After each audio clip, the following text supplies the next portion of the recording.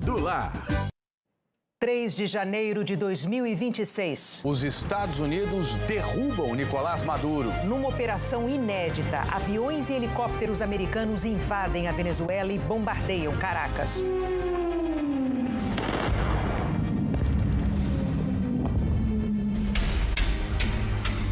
A madrugada de ataques avança em direção ao esconderijo do ditador. Soldados da tropa de elite capturam Maduro e a mulher dentro de um complexo militar. Nicolás Maduro é levado para um navio no Mar do Caribe. E depois de avião para Nova York, onde vai ser julgado. Na Flórida, Donald Trump anuncia que vai administrar a Venezuela por algum tempo e controlar a indústria do petróleo. Nossos repórteres mostram as reações pelo mundo. China, Rússia, Cuba e Irã condenam o ataque americano. A Argentina comemora. O Brasil afirma que a ação ultrapassa uma linha inaceitável. A ofensiva dos Estados Unidos lança incerteza sobre a América Latina. Veja agora no Jornal Nacional.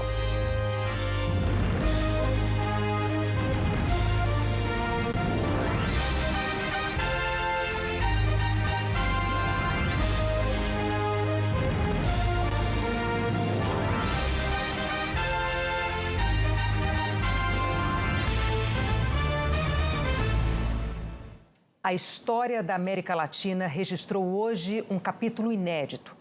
Os Estados Unidos depuseram Nicolás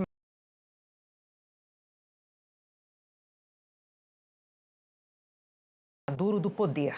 Anunciaram que vão administrar a Venezuela por algum tempo e controlar a indústria do petróleo. Nós vamos abrir essa edição do Jornal Nacional falando ao vivo com o repórter Pedro Bassan. Ele está na Flórida, perto da residência de Donald Trump, em Mar-a-Lago. Boa noite para você, Bassan. Boa noite, Renata. Boa noite, Trali. Boa noite a todos. Aqui, ao fundo dessas águas, ali, aquelas luzes são da mansão de Mar-a-Lago, a residência de Donald Trump. Foi dali que o presidente dos Estados Unidos acompanhou ao vivo a operação militar na Venezuela, com o sinal enviado em tempo real pelas tropas que capturaram Nicolás Maduro. Agora, no fim do dia, uma autoridade do alto escalão da Venezuela divulgou, sob anonimato, o número de mortos na operação de hoje. Segundo essa autoridade informou ao jornal The New York Times, 40 pessoas morreram, entre militares e civis. E Nicolás Maduro já está em solo americano. Ele inicialmente foi levado para um navio, mas chegou de avião a uma base militar do estado de Nova York. Ele vai para um centro de detenção e na semana que vem deve ser conduzido a uma corte federal. Depois de meses de tensão, os Estados Unidos atacaram a Venezuela na madrugada de hoje. Clarões, bombas, um ruído terrível de explosões. 2 horas seguidas chovendo fogo do céu. São cenas que, infelizmente, estamos acostumados a ver em lugares distantes. Imagens que reavivam lembranças recentes da Ucrânia ou do Oriente Médio. O espantoso é ver essas cenas num país que faz fronteira com o Brasil. Os ataques foram em Caracas e em diferentes pontos do norte da Venezuela. O caos das guerras longínquas chegou à América do Sul. Na madrugada desse sábado, moradores registraram as primeiras explosões e o som dos helicópteros.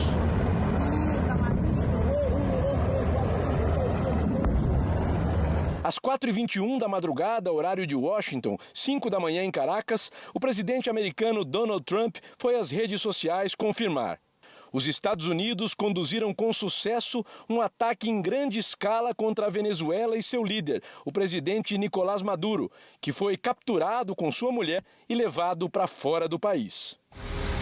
É a primeira intervenção militar direta dos Estados Unidos em um país na América Latina desde a derrubada do ditador do Panamá, Manuel Noriega, há exatos 36 anos. Os bombardeios dessa madrugada foram registrados em vários pontos do norte da Venezuela.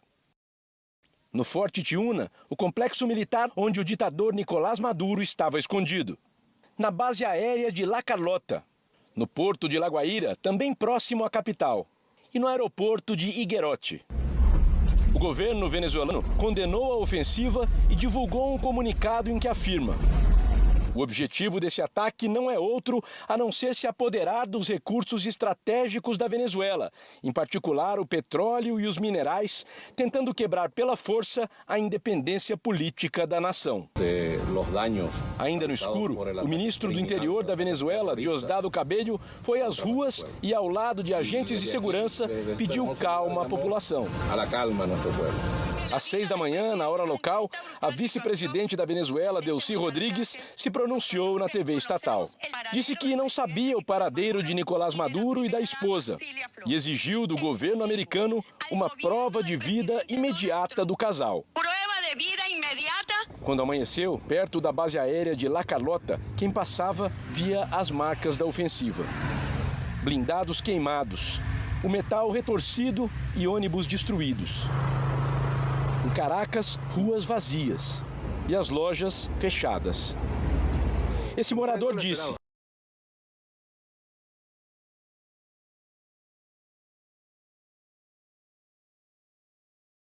o cartaz da manifestante dizia: devolvam o nosso presidente. Nenhuma gota de petróleo para os Estados Unidos. Eu sinto raiva. Ninguém vem de outro país levar embora um presidente só porque está com vontade, disse essa mulher. O Renato contou que está com um pouco de medo do que pode acontecer. Mas afirmou: existe esperança de que algo melhor venha pela frente. Por enquanto, o horizonte é de incertezas. O governo acionou todas as forças de segurança e também milícias aliadas do regime. E a Venezuela entrou em estado de emergência.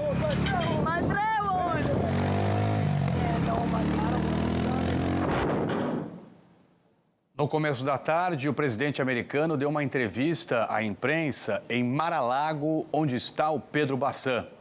Vamos então voltar ao vivo com o Bassan aqui.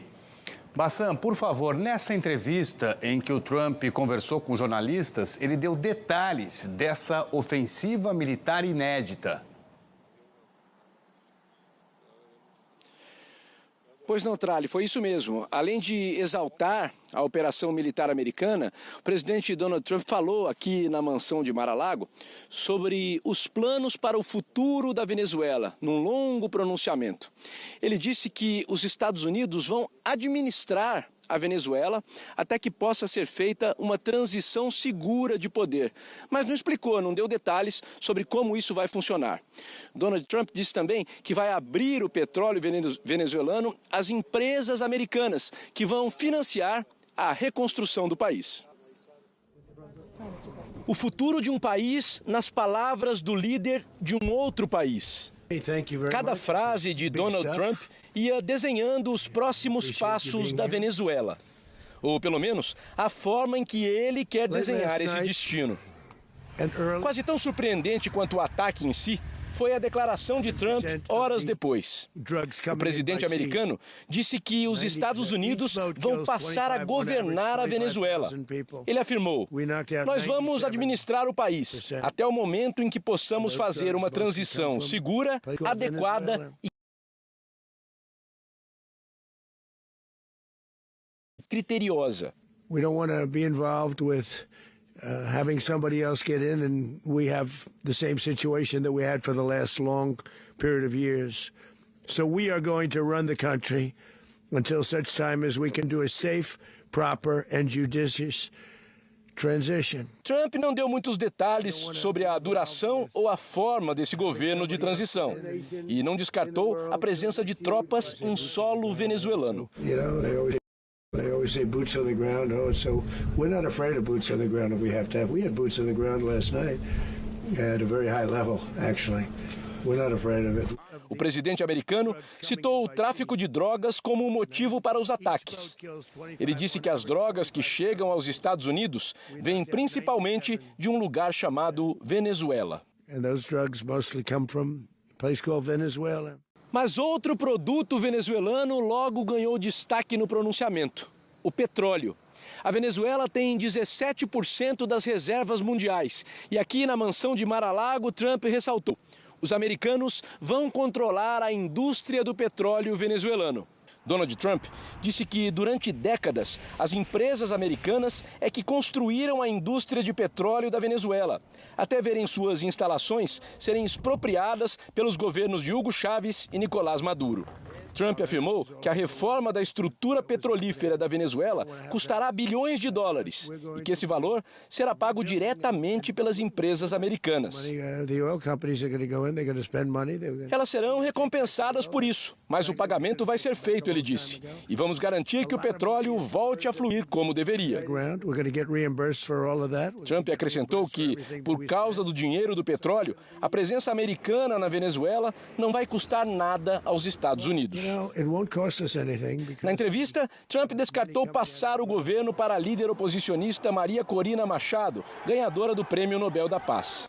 Ele considera que Maria Corina não tem apoio da população da Venezuela. I think it would be very tough for her to be the leader. She doesn't have the support within or the respect within the country. She's a very nice woman, but she doesn't have the respect to be the leader. Também deu a entender que os Estados Unidos já teriam o controle político sobre a Venezuela.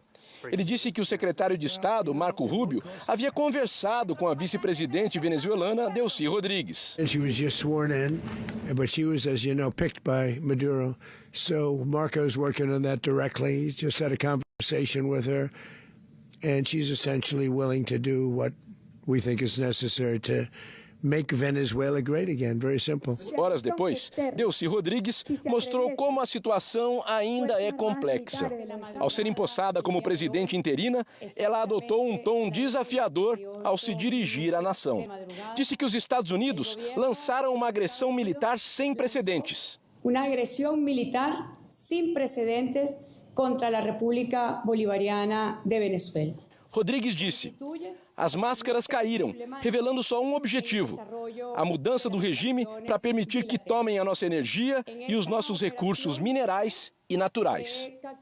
A vice-presidente concluiu: só existe um presidente nesse país e seu nome é Nicolás Maduro Moros. Único presidente de Venezuela, o presidente Nicolás Maduro. O general responsável pela operação contou como a tropa de elite americana capturou Nicolás Maduro dentro da fortaleza militar na capital Caracas. Nicolás Maduro agora está sob custódia da justiça americana. O líder do partido do ditador venezuelano revelou que, na hora dos ataques, Maduro não estava na residência oficial do Palácio Miraflores, mas sim em outra casa, dentro do Forte Tiuna, o complexo militar altamente protegido no sudeste de Caracas. Maduro já vinha usando esta outra residência por causa dos riscos à sua segurança. O general Dan Kane, chefe do Estado-Maior americano, diz que a operação foi batizada de Resolução Absoluta. Levou meses de operação e colaboração entre todas as forças armadas e a inteligência dos Estados Unidos. De acordo com a agência de notícias Reuters, a CIA infiltrou espiões, um deles próximo a Maduro, para monitorar cada movimento do ditador. Descobrimos para onde ele ia, onde morava, para onde viajava, o que comia, o que vestia e quais eram seus animais de estimação, afirmou o general. O sinal verde para a operação foi dado por Trump há 4 dias e as equipes só esperavam o tempo abrir em Caracas para fazer o ataque com menos nuvens. Ontem à noite, as condições ficaram favoráveis. Parte da capital venezuelana estava sem luz, segundo Trump, por uma ação dos Estados Unidos. Depois de passar por uma região montanhosa, soldados da tropa de elite do exército americano, a Delta Force, chegaram de helicóptero ao Forte Tiuna, às 2 da manhã de Caracas, 3 da manhã no Brasil. Militares venezuelanos dispararam contra as aeronaves. Os americanos furaram o bloqueio e começaram a percorrer a fortaleza atrás de Maduro. Trump diz que o ditador e a esposa correram para entrar num bunker. Segundo Trump, eles não conseguiram fechar a porta a tempo. Foram presos e levados de helicóptero. No caminho, as forças americanas voltaram a ser atacadas, mas concluíram a missão sem baixas. Às 5h30 da manhã, hora do Brasil, Nicolás Maduro e a esposa chegaram ao navio de guerra Iwo Jima. O presidente Donald Trump postou uma foto de Maduro na embarcação. De orelhas e olhos cobertos, o ditador segurava uma garrafa d'água, aparentemente algemado. Maduro e a esposa foram levados de avião a um aeroporto militar no norte do estado de Nova York. Quando a aeronave pousou, agentes do FBI, a Polícia Federal Americana, subiram a bordo. Já estava escuro quando Maduro e a esposa desembarcaram, cercados pelas forças de segurança. Eles foram conduzidos a um hangar e depois transferidos de helicóptero para a cidade de Nova York. Em sua mansão, na Flórida, o presidente Donald Trump assistiu à captura de Maduro em tempo real, ao lado do secretário de guerra, Pete Hegseth, do diretor da CIA, John Ratcliffe, e do general Dan Kane. Segundo a agência de notícias Reuters, soldados americanos chegaram a criar uma réplica exata da casa protegida de Maduro para praticar como entrariam. Drones e aviões de guerra acompanharam a operação de longe para garantir a segurança das tropas. A equipe Delta Force, que capturou Maduro, é um grupo de elite do exército, especializado em missões de contra-terrorismo e resgate de reféns. Foi essa equipe que, há exatos 36 anos, se infiltrou no Panamá e prendeu o ditador do país, Manuel Noriega. Nicolás Maduro e a esposa Cília Flores serão julgados aqui neste tribunal no sul de Manhattan, em Nova York. A audiência de custódia deve acontecer na segunda-feira. O Departamento de Justiça já determinou o confisco de bens do casal e apresentou 4 acusações. Conspiração para praticar narcoterrorismo, conspiração para importar cocaína para os Estados Unidos, uso de armas de guerra em crimes de tráfico e conspiração armada ligada ao narcotráfico. O crime de narcoterrorismo sozinho tem pena mínima de 20 anos de prisão. Também vão responder às acusações o filho de Maduro, o atual ministro do interior da Venezuela, Diosdado Cabello, o ex-ministro da pasta e o chefe do cartel de traficantes, Tren de Aragua. Nós vamos agora ao vivo com o repórter Felipe Coalho. Felipe, aí são 6h47, 2 horas antes, portanto, do nosso horário de Brasília.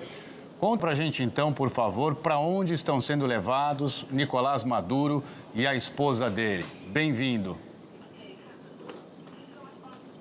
Oi, Trali, boa noite para você e para Renata, boa noite a todos. Dentro de instantes, Nicolás Maduro e a mulher dele devem chegar aqui neste prédio atrás de mim, onde funciona a sede da Agência Antidrogas dos Estados Unidos. Esse edifício fica no bairro do Chelsea, zona nobre de Nova York. O avião que trouxe os dois pousou há pouco mais de 1 hora nesse aeroporto militar que fica a cerca de 90 quilômetros de distância aqui de Manhattan. Eles vão vir para cá de helicóptero, uma viagem que deve durar de 35 a 40 minutos. O helicóptero vai pousar num heliponto na altura da Rua 30, a 2 quilômetros de distância. Uma viatura vai fazer esse trajeto final, trazendo os dois para cá, onde eles serão fichados. Depois, a viatura vai levá-los de volta ao helicóptero e o helicóptero transportá-los até o centro de detenção no bairro do Brooklyn. Essa aqui atrás é a 10ª Avenida, uma área que fica muito movimentada no sábado à noite por conta dos restaurantes e bares por aqui. E como a gente pode ver, o policiamento está reforçado, aguardando a chegada dele.